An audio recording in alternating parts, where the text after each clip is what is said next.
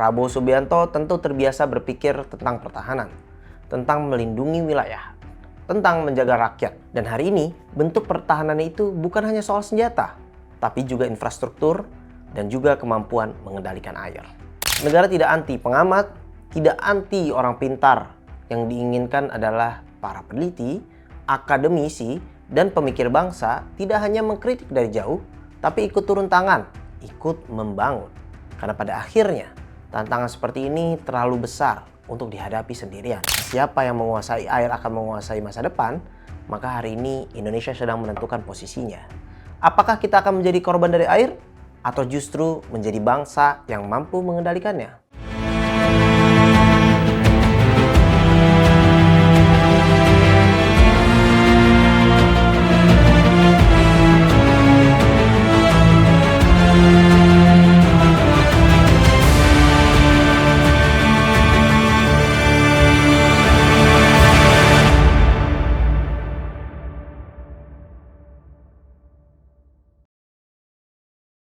Siapa yang mengendalikan air? Dia yang akan mengendalikan dunia.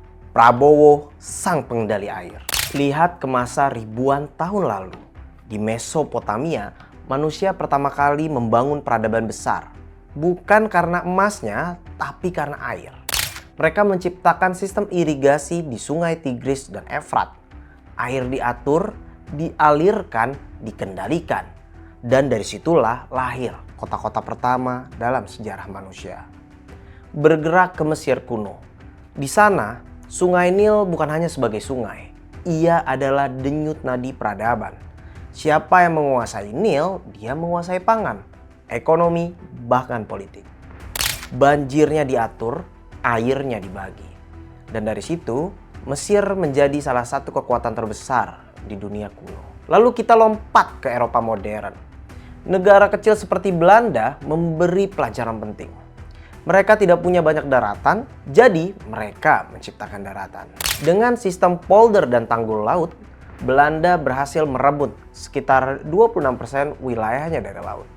Artinya, air tidak mereka takuti, air mereka kendalikan. Jadi jelas, dari masa ke masa, satu benang merahnya sama. Air bukan hanya soal alam. Air adalah soal strategi, soal masa depan, soal bertahan hidup. Sekarang, mari kita tarik ke hari ini. Kita bicara tentang Jakarta, sebuah kota besar tapi diam-diam sedang tenggelam. Setiap tahun, penurunan tanah bisa mencapai 1 hingga 25 cm.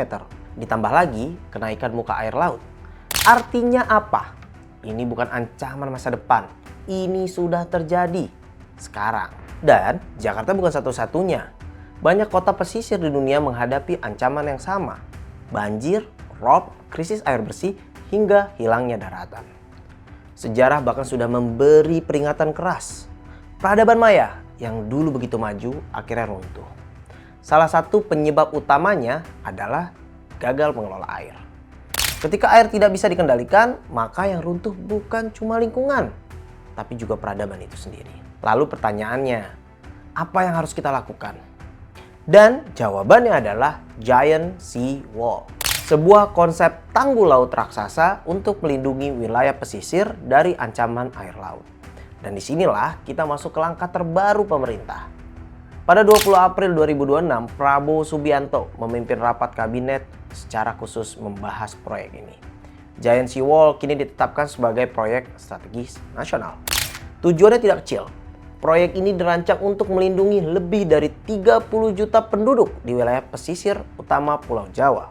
Bukan itu saja, sekitar 60% kawasan industri juga berada di wilayah yang terdampak. Artinya ini bukan hanya soal lingkungan, ini soal ekonomi nasional, soal masa depan Indonesia. Yang menarik, pemerintah tidak berjalan sendiri. Kampus, peneliti, hingga para guru besar akan dilibatkan. Artinya ini bukan proyek satu arah. Ini kolaborasi antara kekuatan negara dan kekuatan ilmu pengetahuan. Dan disinilah kita bisa melihat arah kepemimpinan itu.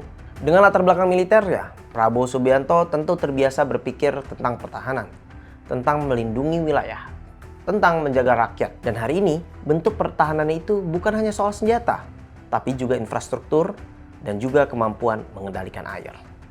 Namun satu hal yang juga penting, Secara tidak langsung, ada pesan yang ingin disampaikan bahwa negara tidak anti pengamat, tidak anti orang pintar. Yang diinginkan adalah para peneliti, akademisi, dan pemikir bangsa tidak hanya mengkritik dari jauh, tapi ikut turun tangan, ikut membangun. Karena pada akhirnya, tantangan seperti ini terlalu besar untuk dihadapi sendirian. Dan kalau kita kembali ke awal, tentang siapa yang menguasai air akan menguasai masa depan, maka hari ini Indonesia sedang menentukan posisinya. Apakah kita akan menjadi korban dari air? Atau justru menjadi bangsa yang mampu mengendalikannya? Karena sejarah sudah memberi jawaban. Sekarang giliran kita menentukan kelanjutannya.